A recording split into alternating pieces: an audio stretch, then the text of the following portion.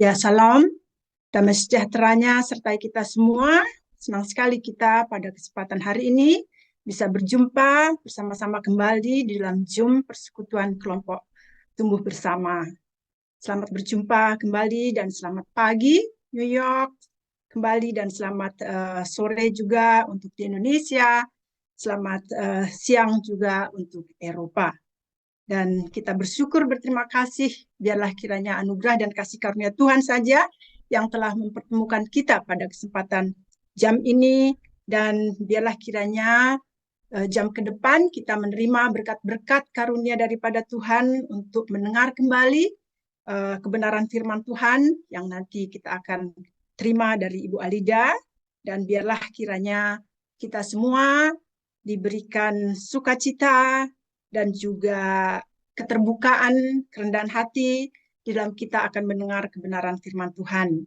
Biarlah kiranya jam ke depan ini Tuhan akan memimpin kita dan memberikan pertolongan kepada kita melalui Allah Bapa, Anaknya, dan Roh Kudus. Saya akan bacakan ayat 1 daripada firman Tuhan, yaitu Roma 10 ayat 17. Jadi iman timbul dari pendengaran, dan pendengaran oleh firman Kristus. Dalam hal ini kita akan mendengar firman Kristus, dan firman Kristus telah diberitakan pada zaman 2000 tahun yang lalu juga oleh bangsa Israel, ya. Dan banyak sekali juga dari bangsa Israel itu masih belum mau menerima kebenaran firman Tuhan ini, dan mereka menolak kebenaran firman Tuhan ini. Dan pada saat ini pun mereka masih menantikan Mesias itu. Murid Tuhan Yesus pada waktu itu membawa keluar Israel kebenaran firman Tuhan dan memberitakannya kepada orang-orang yang bukan Yahudi. Justru disitulah Tuhan Allah bekerja. Tuhan membuka hati orang-orang yang bukan Yahudi itu untuk menerimanya. Oleh karenanya, Injil itu terus harus diberitakan. Injil terus harus dikumandangkan. Karena hanya dengan mendengar firman kebenaran Kristus itu saja orang dapat beriman. Sekali lagi saya bacakan, jadi iman timbul dari pendengaran dan pendengaran oleh firman Kristus. Sebentar lagi agar pengetahuan iman kita semakin ditumbuhkan dan dikuatkan dan juga akan diteguhkan dalam Kristus Yesus. Sebentar lagi kita juga akan menerima kebenaran firman Tuhan ini, dan tema hari ini adalah bagian yang kedua, 40 tahun perjalanan di padang gurun. Sebelumnya, mari kita bersama-sama menundukkan hati dan pikiran kita, merendahkan hati dan pikiran kita berdoa. Ya Allah Bapa, Tuhan kami Yesus Kristus dan Roh Kudus, puji dan syukur, terima kasih kehadirat-Mu yang Maha Kudus dan Maha Kuasa, atas segala pemeliharaan yang telah Tuhan berikan kepada kami semua masing-masing. Bapa yang di surga, terima kasih juga bahwa kami Engkau berikan hati yang mau mendengar dan hati yang menuruti panggilan-Mu. Biarlah kiranya Tuhan juga yang akan memberkati jam yang ada di hadapan kami. Kami mohon ya Tuhan kami Yesus Kristus, biarlah kiranya Tuhan akan menjamah hati dan pikiran kami untuk mendengar apa yang menjadi kehendak-Mu. Dan kami mau serahkan Tuhan jam yang ada di hadapan kami ini Tuhan ke dalam tangan kuasa-Mu. Kami mohon satu persatu dari yang hadir pada kesempatan hari ini juga Tuhan, kiranya Tuhan akan memberkati dan menjauhkan dari segala halangan rintangan, dan bagi yang masih juga dalam perjalanan untuk masuk ke dalam KTB ini juga Tuhan, kiranya Tuhan mau memberi kelancaran dan kemudahan dalam menghubungi Zoom ini. Dan kami juga berdoa dan memohon agar Tuhan juga memberkati Zoom ini, agar kiranya kami mendapatkan kelancaran dan kemudahan, sehingga hubungan kami dalam persekutuan hari ini Bapa kiranya sempurnalah di hadapan-Mu. Kami juga terlebih dahulu mohon ampuni akan segala dosa-dosa dan kesalahan kami Bapa, dan biarlah kiranya anugerah dan kasih karunia-Mu saja Tuhan yang telah mengampuni kami, dan kami berterima kasih. Kami mohon kiranya segala pujian dan juga firman yang akan kami bawakan Tuhan, kiranya berkenan di hadapan-Mu, dan kami serahkan jam yang ada di hadapan kami ini Tuhan, di dalam kuasa, kasih, dan anugerah Tuhan saja. Dalam nama Tuhan kami Yesus Kristus, kami ucap syukur, terima kasih, dan berdoa. Amin. Kita akan mendengarkan 2 pujian dari saudari kita Yanti Kran. Silahkan Yanti untuk membawakan pujiannya. Terima kasih Kuana. Mari kita satukan hati kita untuk memuji Tuhan dengan pujian Ku Tetap Setia.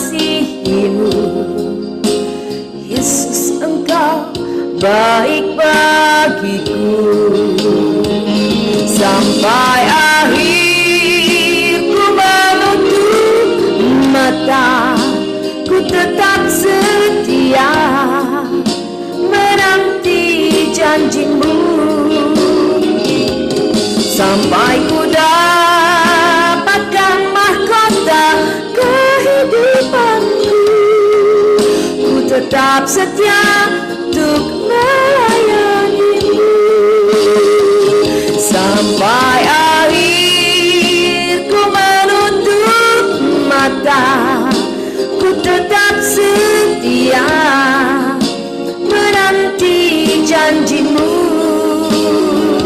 sampai ku dapatkan mahkota kehidupanku. Tetap setia untuk melayani-Mu. Ku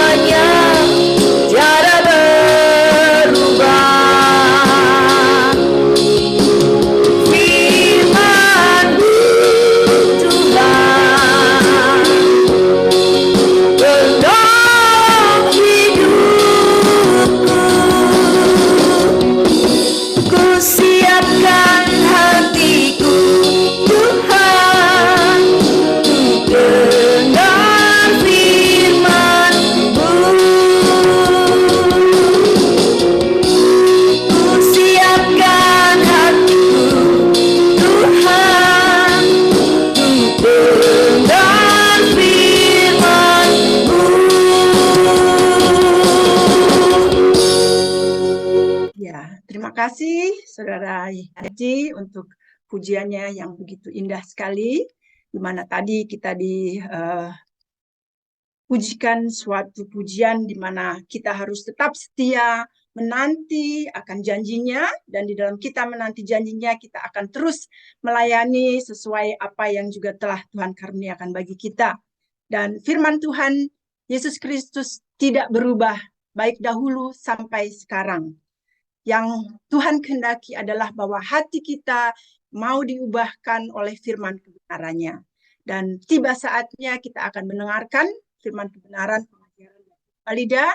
Saya berikan waktu dan tempat kepada Ibu Alida.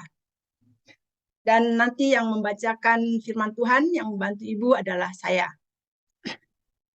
Bapa yang di sorga, terima kasih Bapa atas segala kasih karunia-Mu Bapa, yang mana Engkau telah memberikan kami waktu berharga ini Bapa, untuk belajar firman Tuhan. Bapa, biarlah kiranya Bapa bukakan hati kami, telinga rohani kami, sehingga kami mengerti akan kehendak-Mu Bapa, dan kami bisa menjalani dalam kehidupan kami, Bapa, dan menghasilkan buah dalam kehidupan kami. Dalam nama Tuhan Yesus kami berdoa, amin.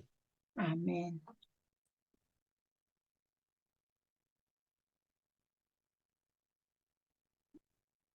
Ya, jadi hari ini judulnya 40 tahun perjalanan padang gurun bagian kedua. Ya. Bulan lalu kita sudah belajar mengenai 10 tempat perkemahan, yaitu dari umat Israel keluar sampai ke padang gurun Sinai. Sampai sebelum padang gurun Sinai tepatnya ya. Nah, sekarang kita akan membahas mengenai perjalanan yang nomor 2 ini, yaitu perjalanan dari padang gurun Sinai sampai sebelum Ritma. Tapi karena ini hanya ada 3 kemah, maka terlalu pendek saya pikir. Jadi saya ambil sebagian juga kemah yang dari Ritma sampai ke Tahat mungkin kalau nggak salah ya. Seperti itu. Nah, sebenarnya perjalanan dari padang gurun Sinai sampai dengan Ritma itu adalah pintu gerbang untuk kita masuk ke Kanaan. Ya, itu sebenarnya cuma 11 hari perjalanan dengan berjalan kaki. Tetapi masalahnya di 3 tempat ini, yaitu Kibrot Ta'awa, kemudian Haserot, kemudian Ritma, 3 tempat ini, di setiap tempat ini umat Israel memberontak. Memberontak, dan setiap kali ada pemberontakan, terpaksa perjalanan tertunda, seperti demikian ya. Jadi perjalanannya menjadi panjang, bukan hanya 11 hari perjalanan ya. Jadi kita akan lihat padang gurun Sinai. Ya, itu kemarin kita belajar yang warnanya kuning kan. Nah, sekarang kita akan belajar nah ini kita sekarang lihat pointer saya yang warnanya merah ini, kita akan belajar yang warnanya orange ini. Ya. Ya. Nah, dari padang gurun Sinai sebenarnya cuma ada 3 tempat kan, Kibrot Ta'awa, Haserot sama Ritma. Dan setelah itu masuk Kanaan, ini di sini Kanaan, ya. Nah, seperti itu ya. Jadi kita lihat dulu yang perjalanan warna orange ini ya. Nah, tolong dibaca Bu. Bilangan 33 ayat 15, mereka berangkat dari Rafidim lalu berkemah di padang gurun Sinai. Ya. Bulan lalu kita belajar kan di Rafidim itu apa yang terjadi? Umat Israel juga memberontak ya, karena harusnya di Rafidim itu tempat oasis, harusnya ada sungai, ada air, tapi ternyata tidak ada, kering ya. Kemudian mereka memberontak, mereka mengeluh, tapi kemudian Tuhan suruh Musa ada bukit batu dan dipukul dan keluar air seperti itu ya. Itu kita sudah belajar, masih ingat ya bulan lalu. Nah, sekarang padang gurun Sinai ini, lokasinya ini ya karena ini padang gurun Sinai dan ada gunung Sinai, pasti sangat populer ya buat tempat turis juga ya. Ini adalah Jebel Musa yang kalau sekarang ini ya. Nah, padang gurun Sinai itu artinya hutan semak duri ya, hutan semak duri. Nah, Sinai ini juga sebenarnya sama dengan Horeb.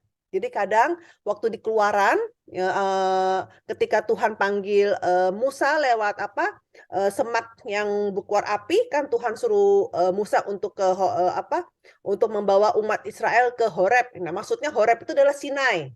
Ya. Nah, jadi sama ya. Sinai sama Horeb itu adalah sama ya. Yang artinya juga tanah kering. Tanah kering Ya, jadi mereka tuh tiba di padang gurun Sinai itu pada tanggal 1 bulan 3 tahun pertama. Nah, di padang gurun Sinai itu mereka cukup lama tinggalnya, hampir 1 tahun mereka tinggal di sini. Kenapa lama? Karena di sana ini mereka menerima Musa naik turun gunung Sinai selama 8 kali. Itu nanti ibu-ibu, bapak-bapak akan belajar itu di buku ke-7 ya, bahwa naik 8 kali ini bukan main-main. Umur 80 tahun naik Gunung Sinai 8 kali ya. Dan untuk mendapat 2 loh batu ya. Dan kemudian Tuhan juga perintahkan juga disuruh membuat kemah suci ya. Dan itu kan memakan waktu membangun kemah suci seperti demikian. Sehingga mereka memerlukan hampir 1 tahun tinggal di sana. Ya. Tolong dibaca ayatnya. Keluaran 19 ayat 1, pada bulan ketiga setelah orang Israel keluar dari tanah Mesir, mereka tiba di padang gurun Sinai pada hari itu juga. Iya, nah pada bulan ketiga ini nanti kita belajar bahwa sebenarnya dibilang bulan ini sebenarnya kalau dalam bahasa aslinya itu adalah new moon ya, bulan baru. Berarti ini awal bulan ya, tanggal 1 ya. Kemudian Ibu dibaca lagi. Bilangan 10, 11 sampai 12 pada tahun yang kedua, pada bulan yang kedua, pada tanggal 20 bulan itu, naiklah awan itu dari atas kemah suci, tempat hukum Allah. Lalu berangkatlah orang Israel dari padang gurun Sinai menurut aturan keberangkatan mereka. Kemudian diamlah awan itu di padang gurun Paran. Ya, jadi bagaimana bisa tahu 11 bulan 20 hari? Ya itu tadi dari ayat yang tadi kita baca ya. Kita tiba tanggal sekian ya, tanggal 1 bulan 3 tahun pertama dan berangkat lagi di tanggal 20 bulan 2 tahun kedua ya. Jadi dari situ kita ketemu oh ternyata 11 bulan 20 hari ya.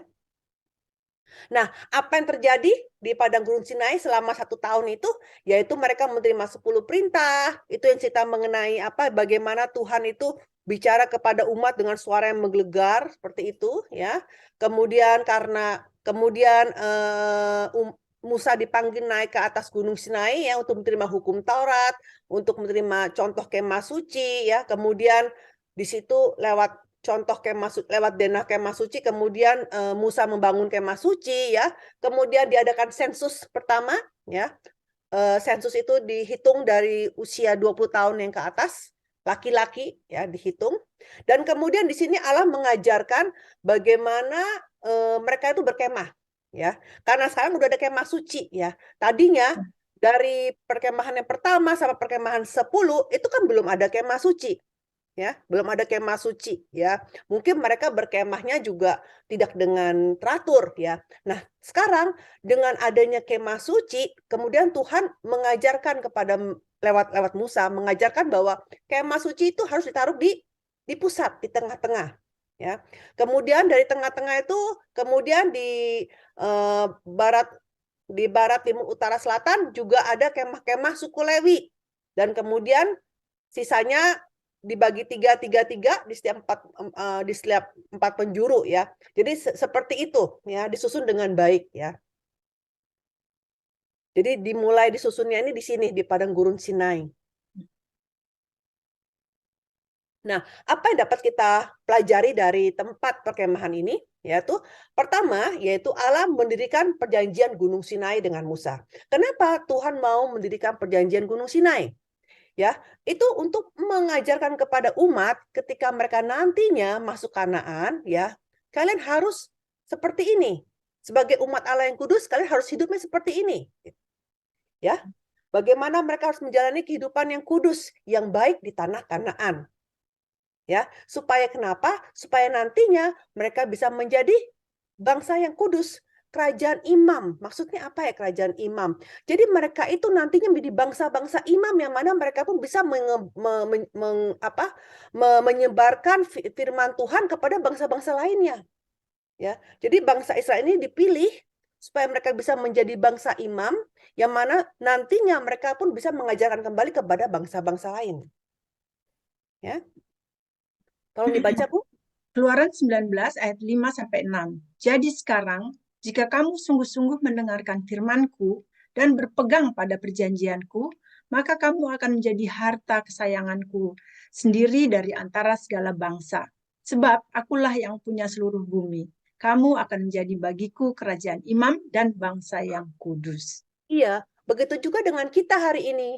Ketika kita mau disayang-sayang sama Tuhan, ya kan? Kan kalau kita punya barang yang kita sangat sayangi, pasti kita simpan dengan baik-baik, kita jaga dengan baik-baik.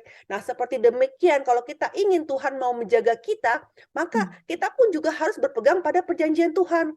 Kita pun harus taat kepada firman Tuhan sehingga Tuhan akan menjaga kita. Ya, seperti itu. Nah, kemudian Allah juga kasih contoh kemah suci ya, terus dibangun kemah suci. Nah, kalau kita lihat kemah sucinya, nanti kita belajar lagi ya di buku-buku yang lain mengenai perabotan-perabotan kemah suci. Ternyata bahkan perabotan kemah suci itu pun semua menggambarkan Yesus Kristus. Menggambarkan Yesus Kristus ya. Jadi ini luar biasa dari ukuran-ukuran kemah suci, lalu perabotannya, sampai sendok-sendoknya, sampai lampunya, itu semua menyimbolkan Yesus Kristus. Ya. Dan kalau kita lihat itu ada yang dibuat dari kain-kain yang mahal, kain ungu, kain biru ya, kemudian dari emas ya, kemudian dari batu permata. Itu semua dapat dari mana? Itu diperoleh ketika mereka keluar dari Mesir kan. Mereka membawa harta banyak kan? Dari mereka minta-minta dari orang-orang Mesir. Masih ingat ya? Masih ingat ya? Ketika mereka keluar, mereka membawa harta yang banyak ya. Tuhan suruh mereka minta ketok-ketok pintu semuanya dimintain sebagai upah mereka selama 400 tahun mereka bekerja sebagai budak, ya kan? Nah, itu semua harta-harta itu pun nanti kembalinya untuk kemah suci. Seperti demikian ya. Nah, jadi setelah kemah suci itu selesai dibangun, kemudian Tuhan turun lewat ini awan menutupi kemah pertemuan, dan kemudian Allah itu turun ya memenuhi kemah suci ya. Seperti kayak di zaman Salomo ya, ketika bait suci Salomo itu selesai dibangun kan ada awan turun ya, seperti demikian. Nah, tetapi ketika Tuhan itu sama Musa sedang mengadakan perjanjian Gunung Sinai, di atas Gunung Sinai, apa yang terjadi di kaki Gunung Sinai?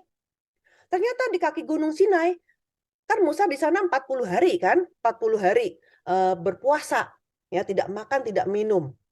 Ya, dia hanya pergi bersama Yosua. Ya, jadi kalau Yosua pun nungguin Musa di atas gunung, ya berarti Yosua kemungkinan juga pasti puasa juga ya. Seperti demikian. Nah, ini Yosua abdi Musa itu yang nantinya Yosua yang akan jadi jenderal Yosua, nantinya pengganti Musa. Ya, jadi yang naik ke atas gunung itu hanya Musa dan Yosua yang selalu mengikuti Musa. Ya, nah 40 hari biasanya Musa itu hanya naik turun gunung hanya pagi naik, sorenya sudah turun. Ya, karena malam nggak mungkin turun karena kalau malam itu sangat gelap dan kita tahu yang namanya Gunung Sinai itu gunungnya yang berbatu ya, curam ya.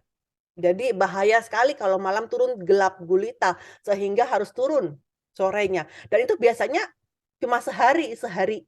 Tapi kali ini Musa 40 hari. Sehingga orang-orang di bawah, jangan-jangan Musa mati bukan? Mati nggak ya? Kok nggak turun-turun ya? Sehingga umat-umat maju ke hadapan Harun ya, dan mereka minta buatkan kami Allah yang baru ya, untuk menuntun kami ya. Dan Harun mendengarkan perkataan Israel, umat Israel, lalu membuat anak lembu ya, anak lembu emas ya. Nah, anak lembu ini kenapa ya? Kok anak lembu bukan binatang yang lain ya? Karena anak lembu ini juga disembah di Mesir. Jadi mereka melihatnya di Mesir disembah gitu. Maka itu mereka meniru semua yang dari Mesir. Ya, terus mereka makan, minum dan juga bersukaria seperti itu. Nah, Allah yang di atas gunung, dia mendengar ya bagaimana bangsa itu bersukaria ya, mengelilingi anak lembu emas itu ya. Ya. Dan waktu itu apa yang terjadi? Tuhan mau menghukum mereka semua, mau membinasakan mereka semua ya. Jadi perbuatan mereka itu benar-benar perbuatan yang menyakiti hati Tuhan ya. Kalau kita baca di 2 Samuel 2:36 dikatakan orang-orang yang dursila, mereka semuanya seperti duri seperti duri yang dihampurkan. Jadi perbuatan mereka yang menyakiti hati Tuhan itu menusuk-nusuk hati Tuhan. Ya, jadi maka itu padang gurun Sinai itu artinya hutan semak duri. Ya, jadi kita lihat di sini arti dari tempat perkemahan sama perbuatan orang itu sama. Ya, jadi orang-orang yang di kaki Gunung Sinai kan di padang gurun Sinai kan kaki Gunung Sinai di padang gurunnya ya kan. Itu adalah seperti hutan semak duri. Ya, seperti hutan semak duri yang mana mereka menusuk-nusuk hati Allah. Ya, seperti duri. Nah, di sini ketika Tuhan melihat bagaimana mereka itu menyembah anak lembu emas, Tuhan mau membinasakan mereka semua. Ya, dan waktu itu Musa tentunya sebagai wakil dari umat, dia tentu berusaha melunakkan hati Tuhan. Ya, mau melunakkan hati Tuhan. Aduh Tuhan, jangan, ini kan umatmu, ini ingatlah sama perjanjian Abraham, Ishak, Yakub. Kami ini semua keturunan Abraham, Ishak, Yakub, seperti itu ya, melunakkan hati Tuhan. Ya, nah kemudian akhirnya Musa pun turun gunung ya dengan membawa 2 loh batu ya, membawa 2 loh batu ini mungkin Bapak Ibu sudah tahu ya, 2 loh batu ini yang buat siapa? Ada yang tahu? Tuhan sendiri. Tuhan sendiri ya.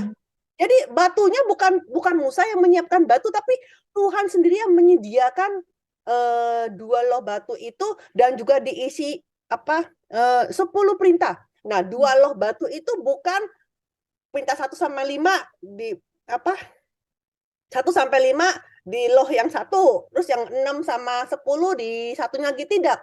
Kalau kita membuat kalau kita bikin perjanjian, selalu ada 2 kopi kan? Satu buat pihak A, satu buat pihak B. Benar? Ya. Ya, begitu juga dengan Tuhan, ya. Ketika mengadakan perjanjian tertulis, ini kan kalau udah 2 loh batu ditulisnya itu berarti perjanjian tertulis kan? Berarti yang satu punya Tuhan, yang satu punya rakyat. Ya, tetapi tentu bukan yang satu terbang gitu ke langit gitu, tidak, tapi dua-duanya dibawa oleh Musa. Jadi dua-duanya ini adalah persis bolak-balik. Ini kopi, 2 kopi ya, jelas ya di sini ya. Tapi bayangkan, ini 2 loh batu yang ditulis oleh Tuhan yang sangat-sangat berharga. Tapi apa yang terjadi, Ibu? Tolong dibaca. Keluaran 32 ayat 19. Dan ketika ia dekat ke perkemahan itu dan melihat anak lembu dan melihat orang menari-nari, maka bangkitlah amarah Musa. Dilemparkannya lah kedua loh itu dari tangannya dan dipecahkannya pada kaki gunung itu. Ya, nanti kalau kita baca di buku ke-7 ya, kedua loh batu ini berbentuk lempengan yang tipis sehingga bisa dibawa oleh Musa ya. Bukan batu yang berat ya Bu ya. Kalau 2 loh batu yang berat boro-boro ya dibawa ya.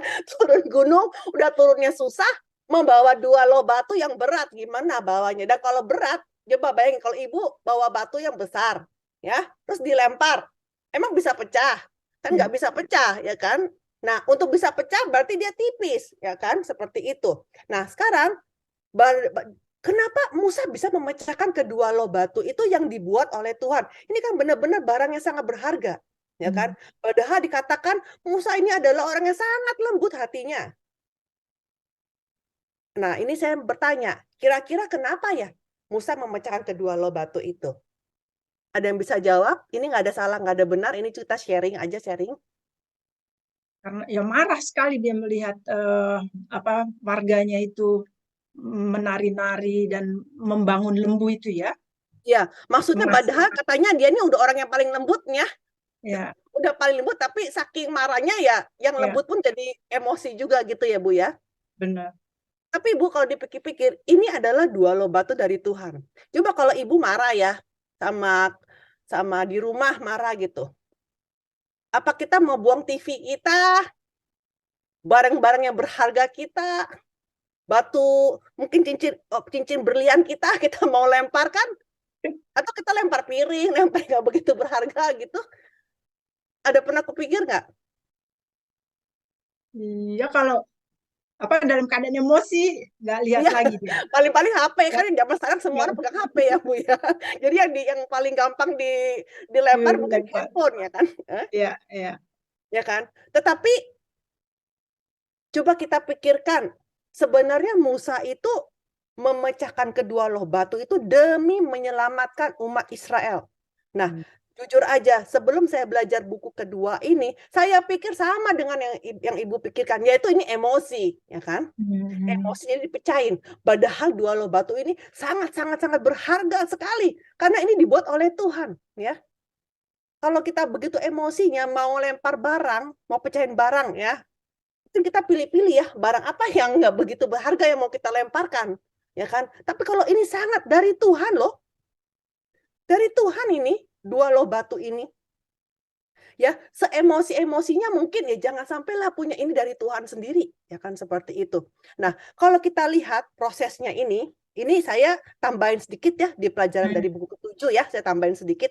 Jadi ini tidak ada di buku ini, halaman ini tidak ada di buku kedua, ini adanya di buku ke-7 ya. Musa itu naik 8 kali ke atas Gunung Sinai. Ya. Jadi sebenarnya ketika Musa menerima dua loh batu itu, yang pertama itu sudah naik yang ke-6 kalinya. Musa sudah turun yang ke-6 kalinya. Nah, untuk bisa Tuhan memberikan dua loh batu itu ada banyak proses, ya. Dari kenaikan yang pertama itu Tuhan suruh Musa naik. Kemudian Tuhan bilang, aku membuat perjanjian sama umat Tuhan. Ya, kalau kamu taat, engkau akan menjadi kerajaan imam yang tadi dibaca, ya kan? Terus Musa turun terus Musa menyampaikan kepada semua umat. Bayangin kalau Ibu baca di Keluaran 19 itu, Keluaran 19, 20, terus Ibu baca semua satu persatu. Bayangkan ketika Musa turun gunung dan menyampaikan, Tuhan mau bikin perjanjian loh sama kita. Oke nggak nih seperti ini? Tuhan, apa? Seluruh umat bilang apa? Yes, segala yang Tuhan firmankan kami akan lakukan. Gitu. Oke, nah. Oke ya, udah setuju nih ya, kan biasa begitu kan. Kalau kita belum bikin perjanjian tertulis kan, kita pasti ngomong-ngomong dulu kan sebelum ada terjadi perjanjian tulis. Ya. Begitu juga Tuhan dengan umat. Sebelum ada dua loh batu itu, mereka ngomong-ngomong dulu nih. Nah, oke, kalau memang kamu setuju mau jadi umatku, maka kamu harus ada pengudusan. Cuci baju, terus menguduskan yang udah berkeluarga, yang udah menikah, nggak boleh berhubungan. Seperti itu. Perintahkan 3 hari pengudusan, ya kan? Nah, udah begitu ketika Musa naik yang ketiga kalinya, Tuhan bilang, kamu turun lagi sana. Ada rakyat yang cuma mau lihat-lihat seperti apa, mereka mau coba-coba naik Gunung Sinai. Ini nggak boleh diinjak, gitu, ya kan? Jadi Musa naik, cuma dibilang sama Tuhan, kamu turun lagi, gitu. Itu udah kenaikan itu naik turun yang ketiga kali. Ya, seperti itu. Nah, kemudian setelah itu yang keempat Tuhan turun kan, ada suara kan, 10 perintah itu, ya kan? Tapi kemudian karena suara itu terlalu keras, ya, umat bilang apa sama Musa? Musa, udah deh, kamu yang dengerin aja deh sama Tuhan. Kita nggak kuat dengerin suara Tuhan yang begitu. Wow, yang seperti begitu ya. Nanti bisa-bisa kita mati lagi. Udah kamu aja deh Musa, gitu. Jadi, oke, terus Musa naik ke atas Gunung Sinai. Terus Tuhan kasih lagi semua hukum-hukum Tauratnya. Ya, terus udah gitu turun. Habis turun, Musa menyampaikan lagi kepada mereka semua. Ya, dan waktu itu malamnya Musa catat ya. Habis Musa catat, coba kita bayangin, ini pekerjaannya Musa ini luar biasa. Udah naik turun gunung, udah capek sekali. Musa harus catat itu supaya tidak lupa, dicatat hukum Taurat itu semua. Udah gitu dibacakan lagi kepada semua umat. Ini kira-kira gimana, setuju nggak? Dan umat bilang ya setuju. Ya, seperti itu. Ya. Nah, udah begitu setelah setuju, ya kemudian diadakan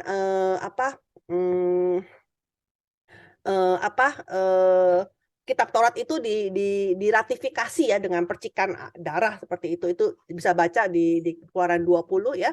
Nah, kemudian setelah itu pas naikkan yang kelima itu ada perjamuan ya. Jadi Musa dengan 70 orang tua-tua itu naik ke atas dan mengadakan perjamuan dengan Tuhan, dan mereka makan dan minum di atas Gunung Sinai. Terus mereka turun. Habis turun kemudian Musa tahu bahwa kali ini lama dan kali ini Musa bicara dengan tua-tua. aku naik lagi, tapi kalau ada apa-apa, ada masalah di sini, tolong selesaikan masalah ini. Jadi Musa sudah tahu bahwa kali ini nggak mungkin cuma sehari, ya. Maka itu Musa naik. Nah, Musa naik berpuasa selama 40 hari, dan kemudian setelah itu Tuhan suruh naik ke atas lagi sedikit, dan kemudian Tuhan memberikan 2 loh batu. Nah, setelah bikin 2 loh batu itu baru pecah, ya. Jadi di sini kita lihat kenapa Musa itu memecahkan 2 loh batu itu karena untuk supaya mereka tidak dibinasakan oleh Tuhan. Ya, karena di dalam 10 perintah itu, jika mereka menyembah berhala, mereka akan dibinasakan.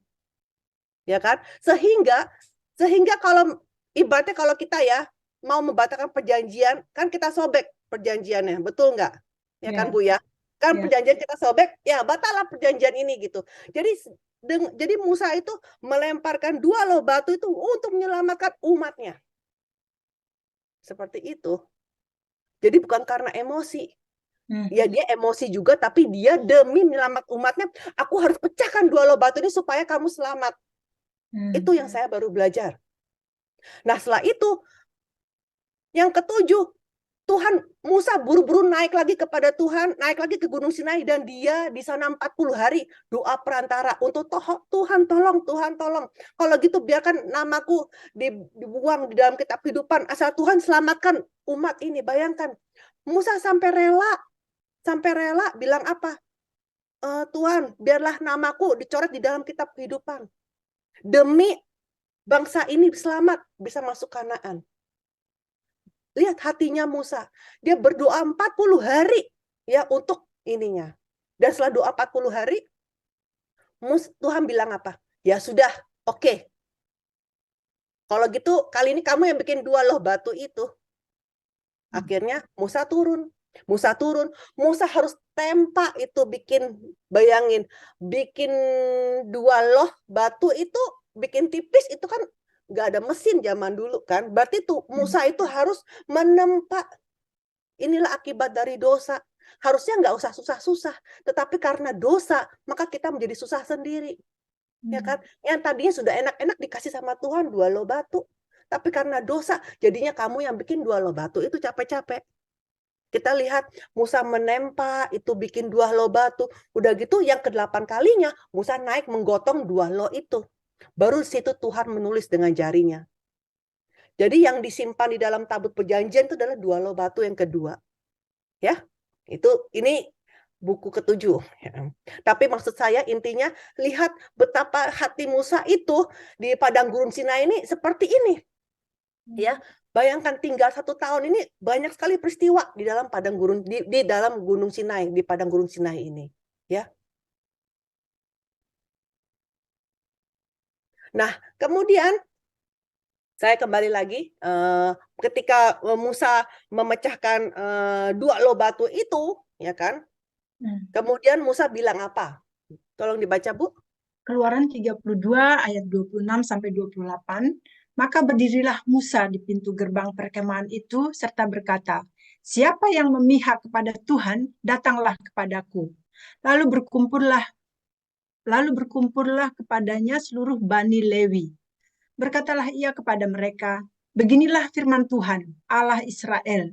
Baiklah kamu masing-masing mengikatkan pedangnya pada pinggangnya, dan berjalanlah kian kemari melalui perkemahan itu dari pintu gerbang ke pintu gerbang. Dan biarlah masing-masing membunuh saudaranya dan temannya dan tetangganya. Bani Lewi melakukan seperti yang dikatakan Musa, dan pada hari itu tewaslah kira-kira 3.000 orang dari bangsa itu. Ya, 3.000 orang yang menyembah berhala. Jadi sebenarnya ya kalau kita lihat jumlah suku Israel itu bukan 12 loh, tapi 13. Betul nggak? Memang Yakub punya 12 anak laki-laki yang kemudian menjadi suku bangsa Israel, benar? Ya. Tetapi kita kan nggak pernah dengar kata suku Yusuf kan? Ya, karena kemudian Yakub itu memilih kedua anak Yusuf yaitu Manasya dan Efraim, ya. Yakub mengangkat cucunya, mengangkat kedua anak Yusuf menjadi anak dia sendiri. Sehingga suku Yusuf tidak ada, tapi yang ada apa? Suku Efraim dan suku Manasye. Nah, kalau Yusufnya dicabut, masuk dua anak Yusuf, yaitu suku Efraim dan Manasye, jadinya berapa suku, Ibu? 13 kan? 13 ya. 13. Tapi kenapa semua orang bilang 12 suku Israel? Kan logikanya 13. Betul nggak? Ya, Nah, kenapa? Karena satu suku itu, yaitu suku Lewi, itu tidak ikut perang. Tidak mendapat tanah, nggak dapat apa-apa. Karena dia harus menjadi suku imam. Ya, nanti kalau kita lihat ya, bagaimana Tuhan itu ketika masuk Kanaan kan dikasih tuh si Yehuda dapat di sini, ya kan? Lalu Isakar kamu dapat sana, ingat nggak? Ya, pembagian tanah Kanaan. Ya. Lewi nggak dikasih sama sekali. Kenapa Lewi nggak dikasih? Karena dia suku imam, ya kan? Nggak boleh dapat harta kan? Benar nggak? Ya kan? Nggak boleh, harusnya suku imam itu harus punya harta, nggak bisa ya. Beda ya. Zamannya waktu lagi perang salib ya, justru Katolik semua malah punya semua tanah punya mereka, ya kan, kebalik. Tapi di sini Tuhan bilang enggak usah, kamu adalah suku imam, ya, nggak dikasih harta, tetapi mereka disebarkan ke seluruh 12 tempat itu. Untuk apa? Jadi Yehuda di tanah di Yehuda kamu harus kasih sebagian untuk suku Lewi. Terus tanahnya Isakar harus sebagian buat suku Lewi. Jadi jadi suku Lewi itu diserahkan ke semua tempat untuk apa? Untuk mengajarkan firman Tuhan. Itu nanti kita belajar lagi mengenai khusus suku Lewi, ya. Jadi sejak ini suku Lewi ini nggak dihitung di dalam perang, ya. Kalau perang tuh suku Lewi nggak pernah, selalu yang dihitung hanya 12 suku itu, 12 suku. Jadi suku Lewi itu dikeluarkan, dia menjadi suku imam, menjadi imam, ya, yang hanya melayani, sibuknya hanya di kemah suci. Jadi di kemah suci itu yang bongkar pasang kemah suci, yang angkat-angkat, yang bersihin, ya, yang memelihara kemah suci itu adalah semuanya tugas suku Lewi. Jelas ya di sini ya. Nah, maka dari mulai Keluaran 32 inilah, maka suku Lewi nggak ikut perang sama sekali. Hanya tugasnya hanya di di bait suci. Ya.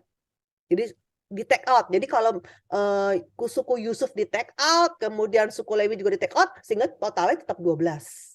Ya. Ya. Nah, jadi itu tadi saya udah ulangin lagi ya. Karena perbuatan suku Lewi yang dia bisa berdiri di sisi Musa, maka suku Lewi menjadi suku imam dan tidak dihitung di dalam sensus. Jadi mereka tidak pernah ikut perang. Ya.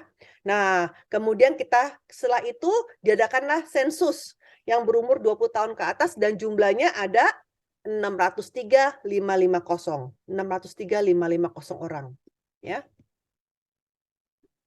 Kemudian dari padang gurun Sinai, setelah semuanya dihitung sensus, kemudian mereka berangkat. Mereka berangkat sampai di Kibrot Ta'awa. Tapi sebelum sampai di Kibrot Ta'awa, ada yang namanya peristiwa Tabera di sini. Ya. Nah, kita lihat kalau Kibrot Ta'awa ini kalau zaman sekarang dinamanya Wadi Murah. Ya. Nah, apa yang terjadi di Tabera ini? Ya. Di sini Tabera artinya membakar. Ya. Jadi ada umat yang dibakar oleh Tuhan, ya. Jadi Allah itu murka sama umat Israel yang bersungut-sungut tentang nasib mereka, ya. Sehingga api Tuhan turun dan membakar tepi perkemahan. Ya. Nah, apa itu tepi? Tepi artinya kases, yang artinya mereka keluar dari barisan, tertinggal di belakang. Ini adalah orang-orang yang tidak ingin melanjutkan perjalanan dan bersungut-sungut di belakang. Ya, tolong dibaca, Bu. Bilangan 11 ayat 1-3. Pada suatu kali bangsa itu bersungut-sungut di hadapan Tuhan tentang nasib buruk mereka. Dan ketika Tuhan mendengarnya, bangkitlah murkanya. Kemudian menyalalah api Tuhan di antara mereka dan merajalela di tepi tempat perkemahan. Lalu berteriaklah bangsa itu kepada Musa, dan Musa berdoa kepada Tuhan. Maka padamlah api itu. Sebab itu orang menamai tempat itu Tabera, karena telah menyala api Tuhan di antara mereka. Iya. Ini kan seperti kayak kita ya kalau ada rombongan ya, tapi ada beberapa orang yang bikin rombongannya jalannya lama nih, ya kan? Bersungut-sungut kalau kita ikut tur, misalnya ikut tur rombongan ya, disuruh bangun pagi-pagi ya kan, yang satu udah bersungut-sungut memperlambat ya kan, dan jalannya paling biasanya kalau bersungut-sungut jalannya di belakang, seperti itu ya, yang sepertinya menolak mau ikut acaranya seperti itu. Jadi mereka menolak untuk maju ya kan, dan disinilah Tuhan menghukum mereka ya. Nah, anehnya setelah peristiwa Tabera ini di Kibrot Ta'awa baru jalan sedikit, bersungut-sungut lagi. Mereka bilang mereka sudah bosan makan mana yang 1 tahun. Ya. Dan mereka minta daging di sini. Jadi ada burung puyuh ini baru turunnya di Kibrot Ta'awa. Tadinya nggak ada burung puyuh yang turun. Tolong dibaca. Mazmur 78 ayat 18-19. Mereka mencobai Allah dalam hati mereka dengan meminta makanan menuruti nafsu mereka. Mereka berkata terhadap Allah, sanggupkah Allah menyajikan hidangan di padang gurun? Ya, jadi walaupun Tuhan tuh marah ya sama mereka, tapi tetap aja Tuhan itu penuh belas kasihan. Oke lah, aku kirim burung-burung puyuh, ya, sehingga burung tuh bisa jatuh ya di dalam perkemahan mereka. Tapi masalahnya mereka itu rakus sekali, ya. Boro-boro dimasak yang mereka makan begitu saja, ya. Sampai dagingnya belum dikunyah, tangan udah ngambil burung lagi. Takut burungnya habis diambil temennya. Seperti begitu. Ya, jadi Tuhan tuh marah sekali karena mereka melihat betapa rakusnya mereka sampai-sampai katanya mulutnya masih ada daging, belum juga selesai dikunyah, tangan maksudnya tahu kan kalau orang rakus tuh ya. Jadi belum selesai ditelan udah mau ngambil yang lain seperti itu, ya kan? Itu kan rakus namanya, ya kan? Dan tolong dibaca. Bilangan 11 ayat 31-34. Selagi daging itu ada di mulut mereka sebelum dikunyah, maka bangkitlah murka Tuhan terhadap bangsa itu, dan Tuhan memukul bangsa itu dengan suatu tulah yang sangat besar. Sebab itu dinamailah tempat itu Kibrot Ta'awa, karena di sanalah dikuburkan orang-orang yang bernafsu rakus. Iya. Nah, kalau kita baca di Bilangan 11 ayat 4 di awal-awalnya, dibilanginnya yang minta daging itu adalah orang-orang bajingan. Ya, cuma Indonesianya terjemahannya salah, ya. Bukan orang-orang bajingan, tapi kalau dalam bahasa Inggris dalam bahasa aslinya adalah orang dari berbagai bangsa. Karena ketika mereka itu eksodus, kan budak, kan orang-orang Israel kan keluar. Ya, Nah, ketika yang jadi budak kan sebenarnya bukan umat Israel, tapi juga budak-budak dari bangsa-bangsa lain yang udah dijajah oleh Mesir, betul? Nah, yang namanya budak lepas, ya budak-budak lain juga kepengen ikut eksodus dong, betul nggak? Ya kan? Ya kan? Nah, maka ketika eksodus itu keluar, ya, bukan hanya umat Israel, tapi budak-budak lainnya pun ikut keluar. Ya. Nah, orang-orang ini kan bukan orang-orang perjanjian Tuhan, ya kan? Tapi mereka pikir dengan ikut umat Israel, mereka dapatnya yang indah-indah. Wah, kemenangan. Jadi mereka itu menghasut umat Israel, ya, untuk minta daging, ya, seperti itu. Ya, hari ini orang-orang yang demikian itu ada sebenarnya di semua gereja, ya, yang cuma bisanya komplain, mengeluh, ya, kritik sana, kritik sini. Kok pendetanya begini ya? Kok ini lagunya begini ya? Kok ini begini ya? Tapi disuruh berpartisipasi tidak mau, ya. Hanya bisanya komplain, ya kan? Bahkan kadang-kadang menggoda orang-orang kudus, udahlah kamu nggak usah ini. Jadi seperti begitu, ya. Jadi orang-orang yang demikian tuh ada. Ya, mereka yang maunya di belakang, ya, di belakang hanya kerjanya mengeluh, ya, untuk maju pekerjaan penginjilan tidak mau, tapi hanya komplain saja, ya. Jadi di sini kenapa jadi di Kibrot Ta'awa ini udah ada pemberontakan kan, di Tabera pemberontakan, Kibrot Ta'awa ada pemberontakan seperti itu yang menjadi perjalanan umat Israel menjadi tersendat, ya. Dan kenapa dibunuh oleh Tuhan? Karena rakus, serakah itu sama dengan menyembah berhala. Ya, itu kita sudah baca, itu ada di ayatnya, ya, di Kolose 3 ayat 5. Nah, kemudian dari Kibrot Ta'awa berjalan lagi ke Haserot.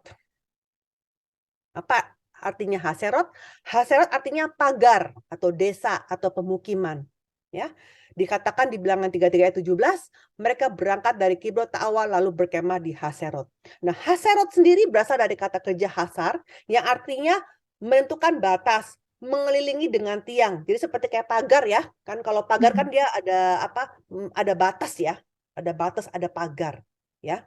Nah, ini apa? Ada peristiwa apa di sini? Di sini peristiwanya adalah Musa mengambil perempuan Kus sebagai istrinya. Kus itu orang hitam, ya. Ya dari suku Ham, ya, kan kulitnya hitam. Nah, di sini Miriam sama Harun gak senang Musa mengambil istri lain. Apalagi bukan orang Israel. Orang hitam lagi yang diambil, ya, perempuan Kus ya. Maka itu Miriam sama Harun tuh ngata-ngatain Musa gitu. Ya. Nah, akibatnya apa? Akibatnya Miriam kena kusta. Ya. Selama 7 hari ya. Karena dia kalau orang kena kusta kan nggak boleh di dalam perkemahan, harus dikucilkan di luar perkemahan selama 7 hari sampai Miriam sembuh. Nah, sekarang pertanyaannya, kok Musa ngapain ngambil perempuan Kus gitu? Terus kenapa Miriam sampai Harun tuh bisa mengata-ngatain Musa? Jadi seperti ini ya. Kalau kita baca di Bilangan 12 ya. Ini ceritanya sebenarnya panjang sekali ya Bu ya. Jadi Bapak Ibu sebenarnya habis baca ini sebenarnya paling bagus kalau baca lagi di Alkitab ya. Jadi supaya story-nya tuh kan panjang itu ceritanya. Jadi ketika itu ya, Tuhan menyuruh Musa mengambil perempuan Kush ya. Sebenarnya ada arti penyelenggaraan penebusan yang mana penyelamatan lewat Yesus Kristus itu bukan hanya kepada umat Israel, tetapi juga kepada bangsa kafir. Ya kan? Jadi sebenarnya itu perempuan Kus itu adalah simbol bahwa Tuhan juga akan menyelamatkan bangsa-bangsa kafir. Ya kan? Tetapi di sini Miriam sama Harun nih ngata-ngatain Musa ya. Coba bayangin kalau kita punya saudara udah jadi ini statusnya tinggi, kemudian ngambil perempuan lagi gitu loh. Padahal udah menikah, itu bayangin ya. Mungkin sebagai Miriam sama Harun dia pasti ngata-ngata, lu ngapain ngambil lagi perempuan? Bukan orang hitam lagi, bukan orang Israel lagi. Emangnya Tuhan bicara sama kamu? Tuhan juga bicara sama aku kok. Jadi Miriam sama Harun tuh merasa bahwa sebenarnya kita setara. Kamu apa sih Musa? Kamu tuh cuma adik kita gitu. Seperti itu. Nah, karena Miriam sama Harun tuh bagaimanapun kan kalau posisi di secara ininya kan Musa itu kan adiknya yang paling kecil ya kan. Miriam sama Harun itu adalah kakak Musa semuanya, sehingga dia merasa waktu mereka bicara menegur Musa ini bukan sebagai Musa itu adalah nabinya, tapi adalah adik gitu ya. Seperti itu posisinya kan, menegur Musa ya karena seperti kamu nih adik, bagaimanapun kamu adikku begitu kan ya kan. Padahal ya ini tadi saya lihat baca ya di Keluaran 4 ayat 16 dibilangin apa, Musa itu menjadi seperti Allah loh. Jadi posisi itu Musa tuh tinggi sekali. Tuhan mengangkat Musa sebagai Allah bagi Firaun dan juga bagi mereka semua ya. Juga di Keluaran 7 ayat 1 juga dibilang, lihat aku mengangkat engkau ini maksudnya Musa, sebagai Allah bagi Firaun dan juga bagi Harun, abangmu akan menjadi nabimu. Jadi di sini posisi itu Musa tuh tinggi seperti Allah. Dia wakil Allah ya. Tapi di sini Miriam sama Harun mengata-ngatain Musa ya. Dia tidak melihat posisi Musa yang seperti Allah, tapi ya mungkin seperti adiknya, seperti itu. Maka ketika itu Tuhan panggil, kalian bertiga ke sini. Kemudian Tuhan marahin Miriam sama Harun. Ya, Musa Tuhan menjelaskan, posisi kalian tuh beda. Saya kalau sama Musa itu pakai wahyu langsung, berkata-kata secara langsung, berhadapan muka dengan muka. Tapi kalian, ya, si Harun sama Miriam itu kan hanya nabi, posisinya hanya di bawah Musa. Ya, kepada kamu aku nggak berkata langsung. Aku hanya bicara kamu lewat wahyu yang tidak langsung, lewat mimpi. Ya, seperti itu. Ya kan? Jadi di sini Tuhan menjelaskan kepada Miriam sama Harun bahwa kalian itu adalah membantu Musa. Bukan setingkat sama Musa. Ya. Ya. Nah, Jadi Musa ini, jadi Harun dan Miriam ini, mereka itu sudah keluar pagar. Ya, kamu tuh punya pagar. Ya, kekuasaan kamu, otoritas kamu tuh hanya di sini, di pagar. Kamu jangan keluar dari pagar. Kamu jangan melanggar otoritas. Kamu tuh bawahannya Musa. Jadi di situ. Tolong dibaca. Bilangan 22 ayat 6-8, lalu berfirmanlah ia, dengarlah firmanku ini. Jika di antara kamu ada seorang nabi, maka aku, Tuhan, menyatakan diriku kepadanya dalam penglihatan. Aku berbicara dengan dia dalam mimpi. Bukan demikian hambaku Musa, seorang yang setia dalam segenap rumahku. Berhadap-hadapan aku berbicara dengan dia, terus terang, bukan dengan teka-teki, dan ia memandang rupa Tuhan. Mengapa kamu tidak takut mengatai hambaku Musa? Ya, jadi maksudnya urusannya Tuhan ya. Tuhan mau nyuruh si Musa menikah dengan perempuan kudus, itu urusannya Tuhan, ya kan? Maksudnya Miriam sama Harun nggak usah ikut campur seperti itu, ya. Karena kamu tidak tahu kehendak Tuhan tuh apa. Penyelenggaraan Tuhan tuh jauh, ya. Bukan hanya seperti ini. Ya, jadi karena itulah kemudian mereka buru-buru minta ampun, tapi Miriam tetap kena tulah kusta, dan sehingga terhentilah selama 7 hari. Ya, kita lihat ya bagaimana akrabnya Allah dengan Musa ya. Di Ulangan 34 ayat 10 saya baca, seperti Musa yang dikenal Tuhan dengan berhadapan muka, tidak ada lagi nabi yang bangkit di antara orang Israel. Tuhan berbicara kepada Musa dengan berhadapan muka, seperti seorang berbicara kepada temannya. Ya, berarti segitu akrabnya, hanya bicara seperti temannya, seperti itu. Nah, sama hari ini pelajaran buat kita apa? Kita pun juga sama. Kita manusia yang berdosa. Kita nggak boleh melanggar pagar yang sudah diberikan oleh Tuhan. Ya, kita ini nggak bisa menjadi perantara bagi Allah dengan manusia. Kenapa? Karena Yesus yang tanpa dosa, dia adalah satu-satunya perantara kita. Jadi manusia lain tidak bisa menjadi perantara. Ya, tapi kadang-kadang kita merasa diri kita hebat ya, sehingga kita bisa menghakimi orang lain ya, dan kita jadi melangkah keluar pagar. Ya. Nah, orang yang demikian itu pasti akan menerima penghakiman dari Tuhan. Kemudian dari Haserot terus sampai ke Ritma ya. Ya. Jadi mereka berangkat dari Haserot lalu berkemah di Ritma. Tapi di bilangan 12 dibilangin apa? Berangkatlah mereka dari Haserot dan berkemah di padang gurun Paran. Jadi ini juga sama ya. Ritma tempatnya, padang gurun Paran itu lokasinya padang gurun Paran di sini. Ya. Nah, kalau lihat nggak gambar di sini Ritma nomor 14. Sebelahnya ini Kades nomor 32. Ya. Jadi sebenarnya Ritma sama Kades ini satu tempat. Ya, Ritma sama Kades ini satu tempat. Kenapa satu tempat? Karena perkemahannya umat Israel itu yang 2 juta orang, itu ternyata perkemahan itu sepanjang 8 km. Bisa bayangin nggak panjangnya 8 km? Sebegitu besarnya, ya. Mereka 8 km jaraknya. Ya. Jadi karena 8 km dan ini kan Ritma ke Kades dekat, sehingga mereka punya kemah ya juga sampai di Kades ini sama. Jadi lokasinya sama. Ya. Jadi lokasi ke-14 dan lokasi ke-32 itu sama. Apa yang terjadi di Ritma? Kita lihat. Ya. Kita lihat di sini Musa mengirimkan 12 pengintai. Nah, kita lihat di sini, ini kan tadi Ritma nomor 14, juga Kades. Ini semua adalah Kanaan.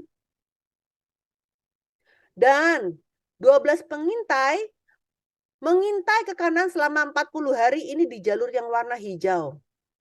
Mereka mengintai di sini warna hijau. Terus seluruh Kanaan, jadi bukan yang mengintai cuma ngintain cuma di sini-sini aja gitu, enggak ya. Mereka bukan ngintai cuma di sini-sini aja ya. Saya juga tadi pikir cuma di sini-sini aja nih mengintai. Saya tidak tahu, setelah saya belajar buku kedua saya baru tahu, waduh ternyata 40 hari itu mereka mengintainya bukan cuma di sini-sini aja, tapi ternyata mereka mengintai seluruh tanah Kanaan. Ya, kemudian mereka berbalik. Pantesan mengintainya selama 40 hari. Ya. Nah, tetapi masalahnya kan 12 pengintai. 12 pengintai itu dipilih dari satu suku, satu orang wakil. Jadi ada 12. Nah, dari 12 ini, ya, kecuali Yosua dan Galeb, 10 orangnya bilang apa ketika pulang? Memang tanahnya Kanaan tuh sangat subur. Nih kita aja bawa apa? Bawa anggur aja buah-buahnya raksasa semua, ya kan? Jadi benar-benar tanah ini sangat subur. Tetapi dia bilang, yang tinggal di sini nih suku enak. Badannya gede-gede ya, raksasa semua.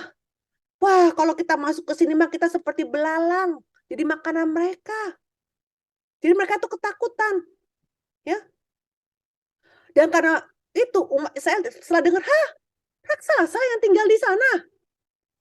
Wah, nggak mau masuk, nggak mau masuk. Mereka nggak mau masuk. Ya, jadi mereka ribut sendiri di dalam perkemahan. Dan Tuhan marah sekali. Kok disuruh masuk Kanaan, tanah perjanjian, kenapa kamu nggak mau masuk? Ya kan, di sini Tuhan marah. Ya, ya. Kenapa? Karena sebenarnya Tuhan bilang kok sama mereka, kamu nggak usah perang, yang perang aku aja. Ya. Nah, karena mereka itu tidak mau, mereka menolak untuk masuk, maka Tuhan hukum mereka. Oke, selama 1 hari dihitung 1 tahun, maka kamu harus tinggal di padang gurun selama 40 tahun. Ya, dibaca Bu. Bilangan 14 ayat 34. Sesuai dengan jumlah hari yang kamu mengintai negeri itu, yakni 40 hari, 1 hari dihitung 1 tahun. Jadi 40 tahun lamanya kamu harus menanggung akibat kesalahanmu, supaya kamu tahu rasanya jika aku berbalik daripadamu. Iya. Nah, sebenarnya kita lihat pelajaran hari ini. Sebenarnya apakah Tuhan suruh mereka mengintai? Ada berpikir nggak? Ini sebenarnya 12 pengintai ini disuruh Tuhan apa memang apa?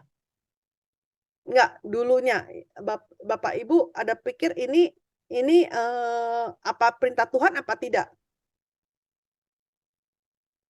Kalau kita tadinya saya pikir ini perintah Tuhan, jujur aja waktu saya sebelum baca buku ini.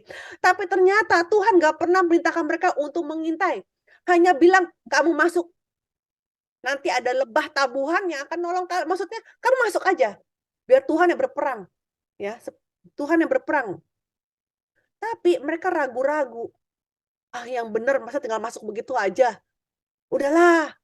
Jadi ceritanya nih, pakai hikmat mereka sendiri yang seakan-akan pintar, dengan tanda kutip mereka merasa diri mereka pintar. Tuhan gimana kalau bukan, masa masuk begitu aja? Ya sebagai kita intai dulu dong gitu kan. Masa kita langsung masuk begitu aja? Dan Tuhan tahu hati mereka. Oke, you mau mengintai ya silakan mengintai. Seperti itu. Ya, jadi mereka sebenarnya nggak percaya masa kita bisa begitu gampang masuk ke Kanaan. Ya sudahlah, kita mau, karena mereka nggak percaya dan mereka minta. Mereka mau mengintai dulu, ya Tuhan kasih. Tolong dibaca. Ulangan 1 ayat 21 sampai 22. Ketahuilah, Tuhan Allahmu telah menyerahkan negeri itu kepadamu. Majulah, dudukilah, seperti yang difirmankan kepadamu oleh Tuhan, Allah nenek moyangmu. Janganlah takut dan janganlah patah hati. Lalu kamu sekalian mendekati aku dan berkata, marilah kita menyuruh beberapa orang mendahului kita untuk menyelidiki negeri itu bagi kita dan membawa kabar kepada kita tentang jalan yang akan kita lalui dan tentang kota-kota yang akan kita datangi. Ya. Nah, kata marilah kita menyuruh dalam bahasa aslinya ini artinya waktu mereka datang menghadap Musa, hati mereka udah keras. Udah memutus dalam hati. Apapun jawaban Musa, kita harus kirim pengintai. Seperti itu. Pernah nggak kita pernah nggak kita ini seperti demikian? Kadang-kadang kita mau minta sesuatu atau minta izin sesuatu, misalnya kepada siapa? Misalkan kepada suami atau kepada orang tua waktu kita masih kecil ya, kita minta orang tua.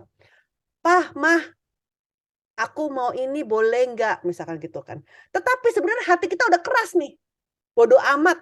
Nggak boleh pun aku tetap mau gitu. Ya kan? Ya, aku pernah jujur aja mengalami itu. ya. Ya kan? Kita ngomongnya sih cuma ngomong boleh nggak. Tapi kan cuma ngomong doang boleh nggak. Tapi ujung-ujungnya kita kepengen. Sudah ada siasat.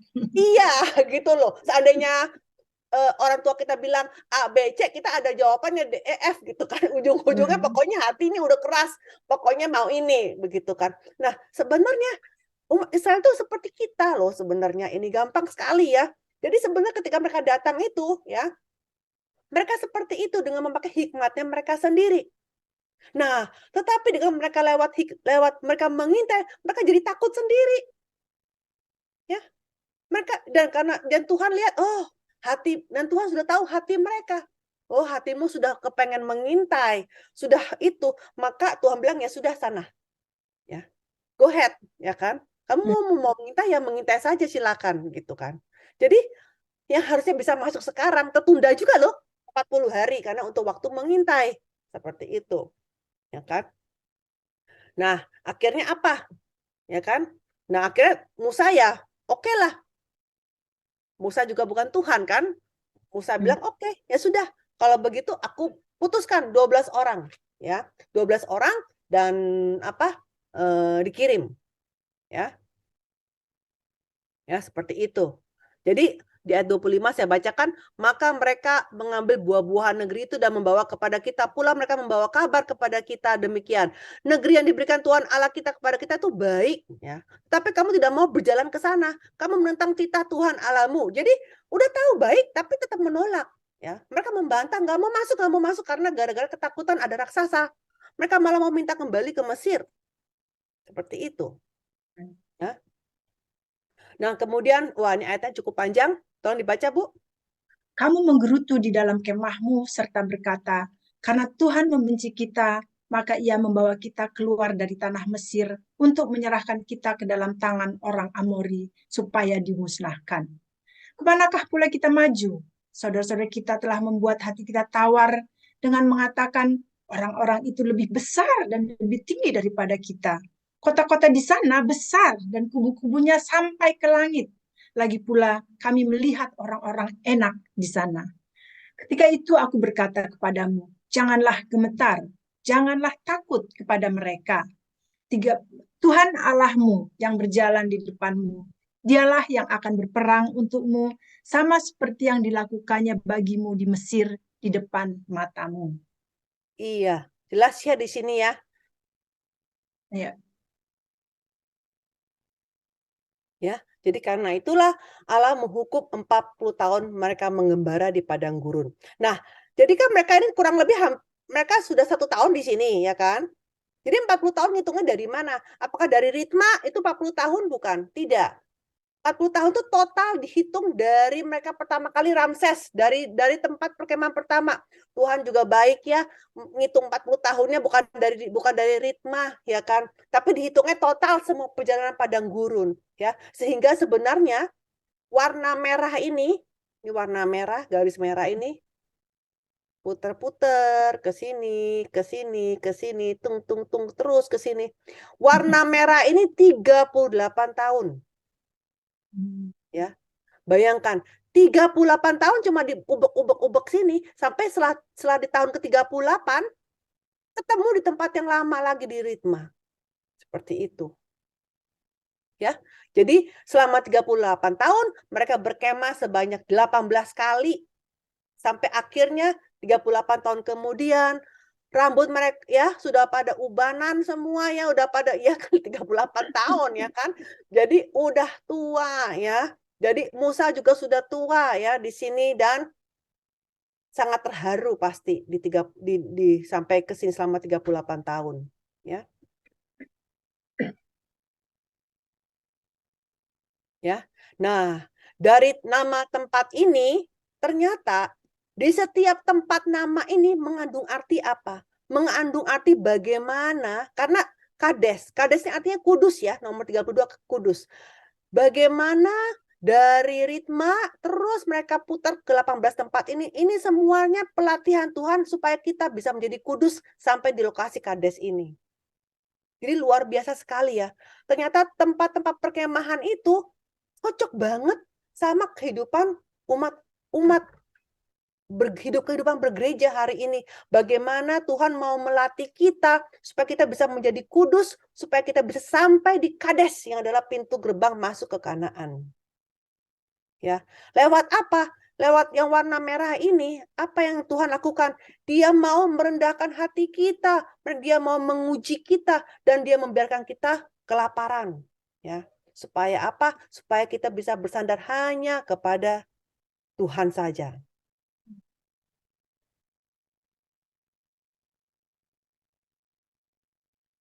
Ya. Nah, jadi hari ini Padang Gurun itu adalah gereja, ya. Tempat untuk membina umat Tuhan. Ya. Jadi Diaken Stefanus sebelum matinya dia berkata bahwa 40 tahun kehidupan umat Israel di Padang Gurun adalah sebagai sidang jemaah, yaitu bergereja di Padang Gurun. Jadi hari ini kita setiap minggu datang ke gereja, itu untuk apa? Untuk dilatih, supaya kita bisa masuk ke gerbang pintu sorga, sampai di Kades. Amin. Nah, hari ini saya rasa sampai sini dulu, sampai di ritma. Memang ternyata cuma 3, tadi saya pikir saya udah siapin berikutnya, tapi panjang juga. Ternyata 3 ini udah 1 jam lebih. Jadi kita tutup sampai di sini dulu, ya. Kita tutup. Bapa yang di surga, kami hendak mengucapkan syukur Bapa atas segala kasih karunia-Mu ya Bapa, yang mana Engkau telah mengajarkan kami 3 tempat perkemahan umat Israel dan beserta artinya.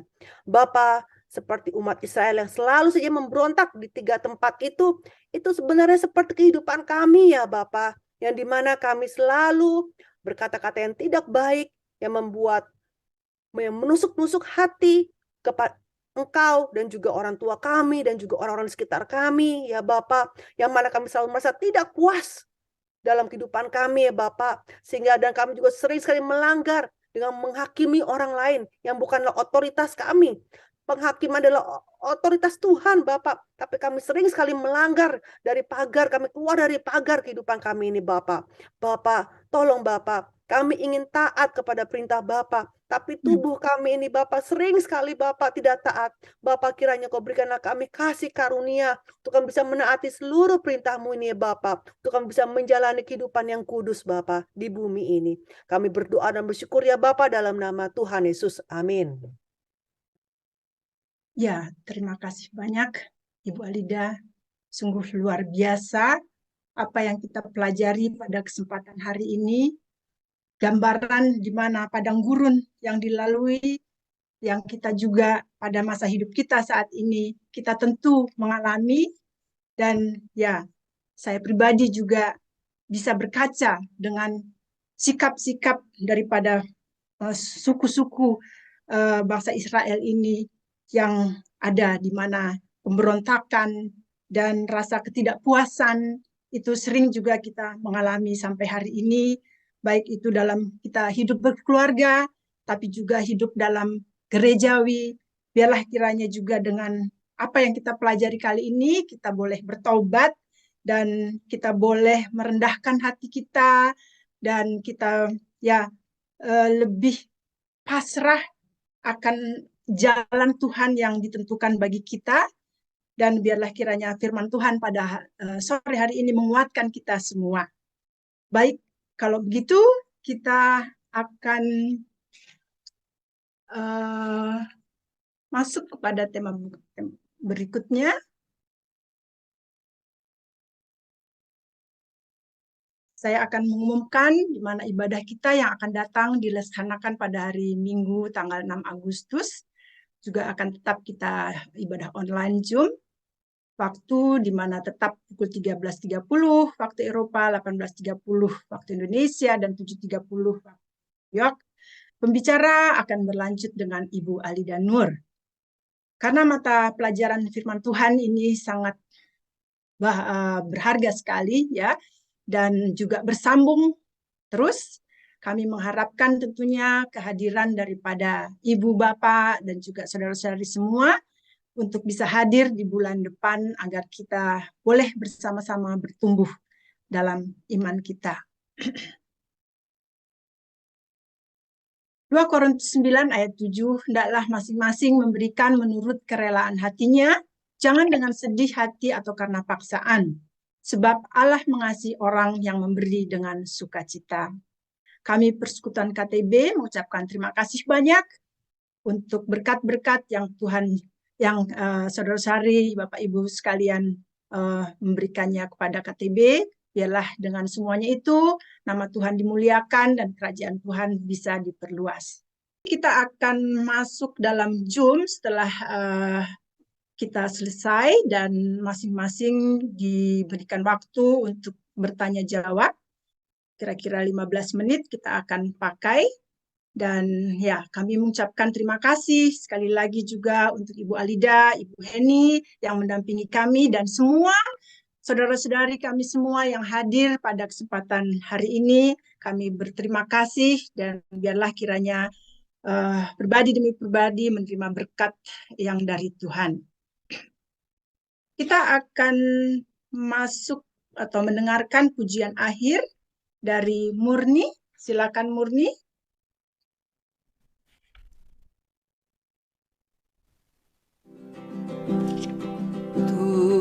Tuhan lebih dulu melayani kepadaku, melayani lebih sungguh.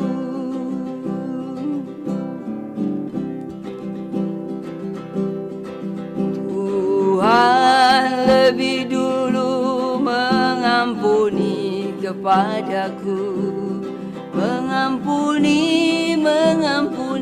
lebih sungguh.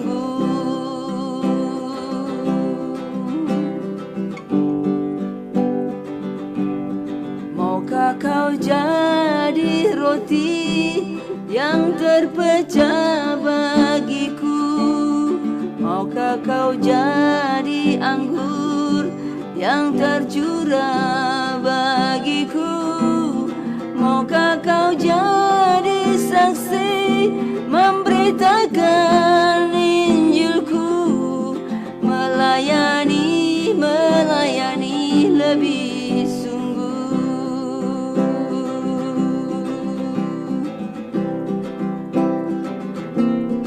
Tuhan lebih dulu melayani kepadaku, melayani lebih sungguh.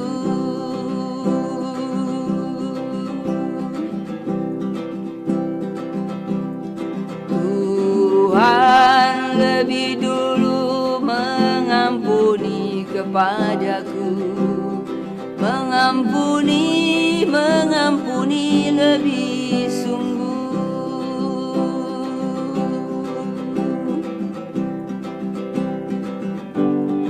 Aku mau jadi roti yang terpecah bagimu. Aku mau jadi anggur yang tercurah bagimu. Aku mau jadi saksi memberitakan Injilmu, melayani lebih sungguh.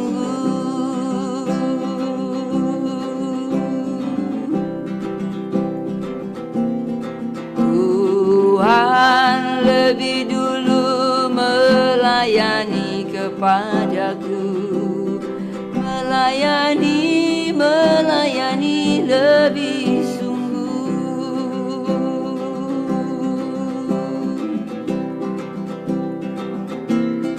Tuhan lebih dulu mengampuni kepadaku, mengampuni lebih sungguh.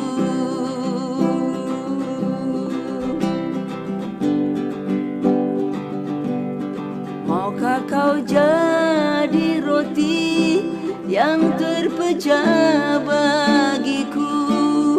Maukah kau jadi anggur yang tercurah bagiku?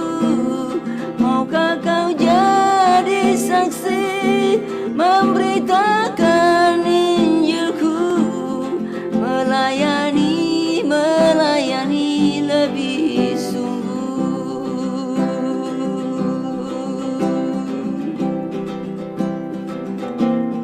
Tuhan lebih dulu melayani kepadaku, melayani lebih sungguh.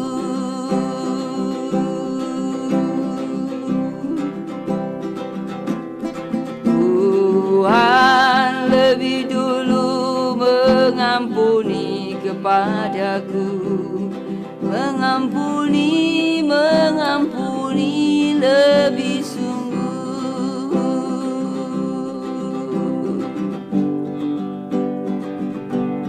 Aku mau jadi roti yang terpecah bagimu. Aku mau jadi anggur yang tercurah bagimu. Aku mau jadi saksi memberitakan Injilmu, melayani, melayani lebih sungguh.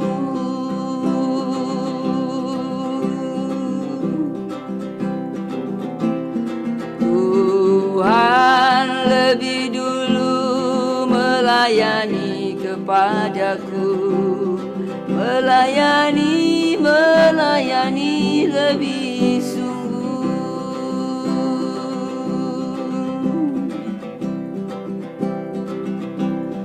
Tuhan lebih dulu mengampuni kepadaku, mengampuni, mengampuni lebih sungguh. Ya, pujian yang menguatkan kita untuk terus kita bisa dipakai Tuhan, dan juga bukan seperti yang Tuhan telah menerima kita dalam keadaan kita yang berdosa, dalam keadaan kita yang lemah. Tuhan menguatkan dan kita mau dipersiapkan untuk dipakainya. Kita akan menyerahkan semuanya ini di dalam doa syafaat. Saudari Indah akan membawakan doa syafaat ini dan akan ditutup oleh Ibu Heni. Silakan. Mari kita bersatu di dalam doa. Tuhan Allah Bapa kami, Bapa Surgawi, hari ini kami kembali bersatu hati datang ke hadirat-Mu. Pertama-tama kami sekali lagi memohon ampun untuk segala dosa-dosa dan perbuatan kami yang kami sengaja apapun tidak, yang kadang membuat Bapa juga tidak berkenan di hadirat-Mu. Kami memohon ampun untuk itu Bapa.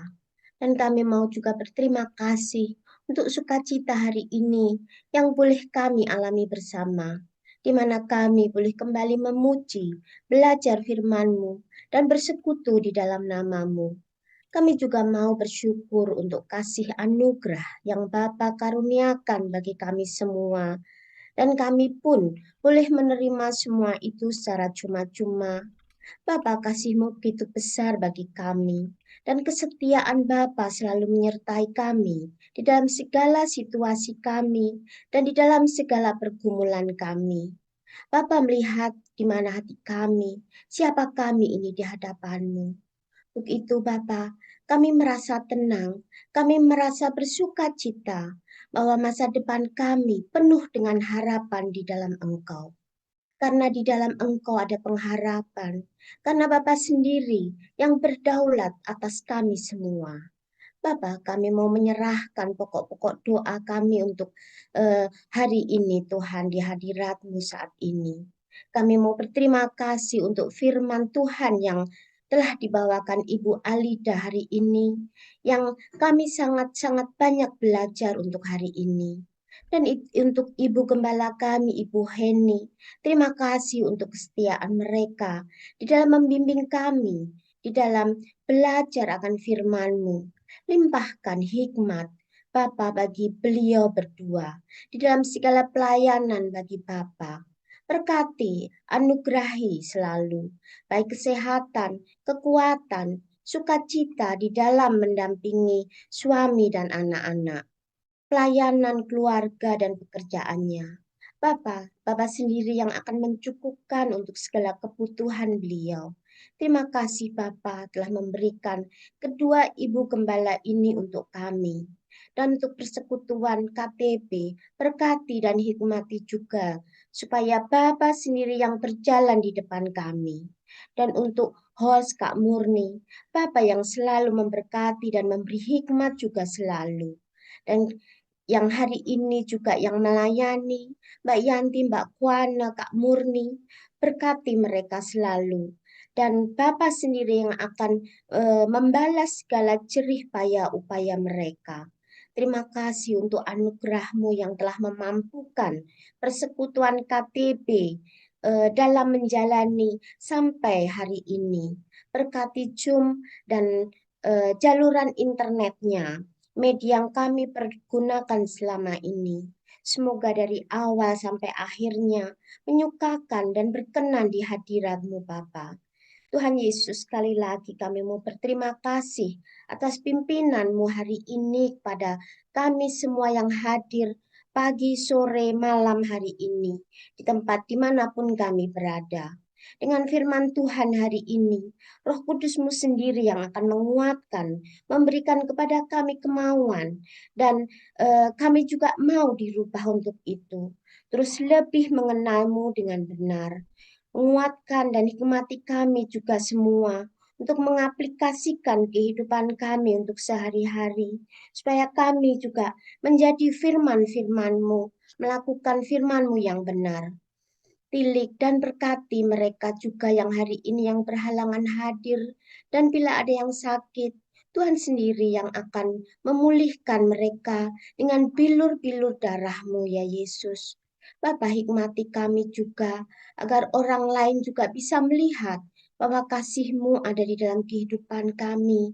Dan kami juga bisa menyalurkan kasih yang boleh kami terima bagi mereka di lingkungan kami, di saat dimanapun kami Engkau tempatkan. Bapa, kami juga mau mengingat untuk situasi Ukraina dan Rusia yang sampai saat ini juga belum berakhir dalam peperangan mereka. Campur tangan dan kuasa Bapa sendiri yang akan bekerja kepada mereka, kepada pemimpin-pemimpin kedua negara ini dan segenap jajarannya. Teguhkan dan hibur anak-anak-Mu yang di sana, yang dalam pelarian atau dalam pengejaran. Bukakan jalan bagi mereka di sana yang terus menyebarkan firman untuk kebenaran-Mu, agar banyak-banyak jiwa yang walaupun di dalam situasi seperti ini, mereka dapat membuka hati mereka bagi-Mu. Roh Kudus-Mu sendiri yang berkarya kepada mereka untuk kedua negara ini. Tuhan Yesus, terima kasih di mana kami boleh menyerahkan pokok beban doa kami ini di bawah kayu salib-Mu. Dan doa-doa ini semua hanya kami panjatkan di atas nama segala nama, Tuhan kami Yesus Kristus, Juru Selamat kami yang hidup. Terima kasih Tuhan Yesus. Di dalam nama-Mu kami sudah berdoa. Amin.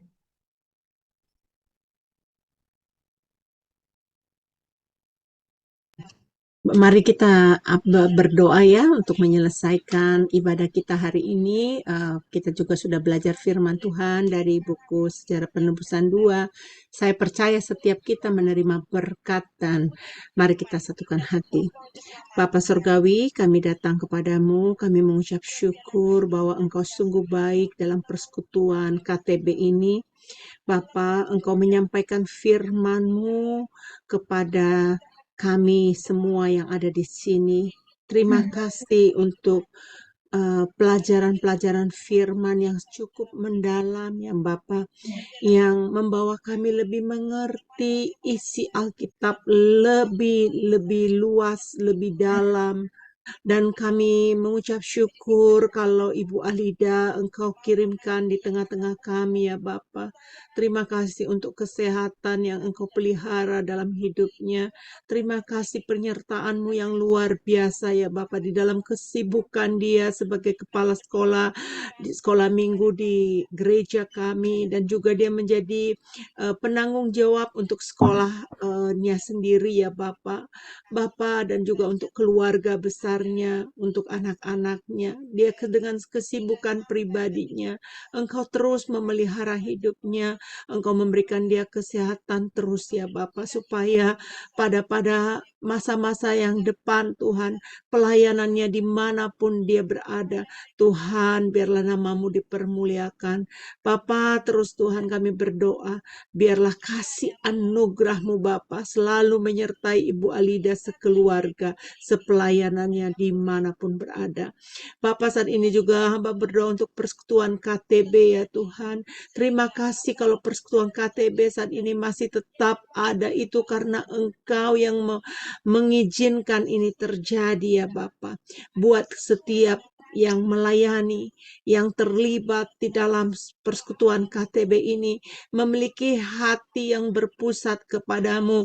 Kami melakukan ini bukan untuk pribadi kami masing-masing, tetapi kami melakukan ini hanya untuk-Mu ya Bapa.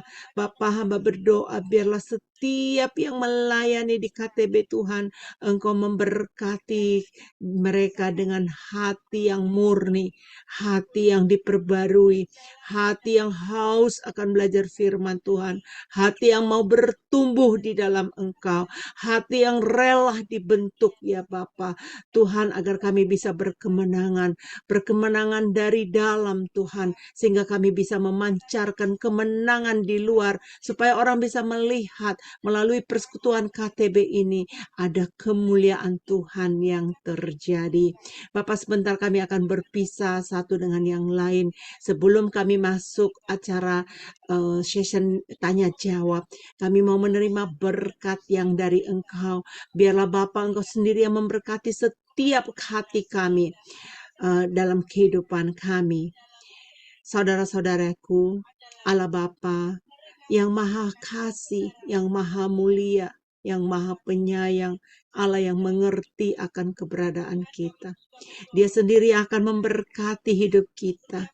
Mari kita menerima berkat yang dari Tuhan, bahwa Tuhan akan memberikan kasih setianya senantiasa kepada kita. Dia akan menyinari kemuliaannya di dalam setiap kehidupan kita.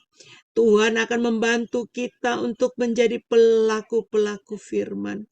Tuhan juga yang akan mengiring kita, memampukan kita mengatasi seluruh polemik kehidupan kita.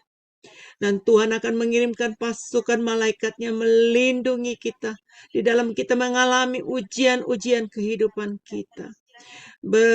Kami bersyukur ya Bapa, Engkau memberikan kami berkat ini, dan kami percaya bahwa Tuhan yang memberkati kami, yang menjadikan kami menjadi pelaku firman dari sekarang sampai selama-lamanya. Amin.